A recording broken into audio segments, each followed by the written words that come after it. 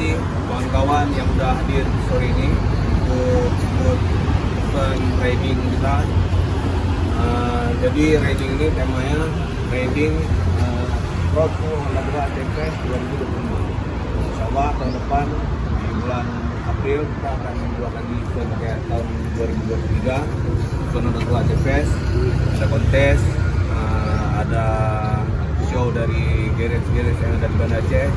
Bagi orang yang ada garage atau komunitas yang ingin tampil, ayo kita tampil bersama karena acara ini acara untuk kita juga, dari kita untuk kita. Terus riding hari ini kita start di pelataran parkir Stadion di Murtala. Nanti rutenya dari sini kita keluar ke arah Jalan Peña Makam, mutar sampai ke Jembatan Pango, belok ke kiri ke Serambi. Di Serambi kita putar arah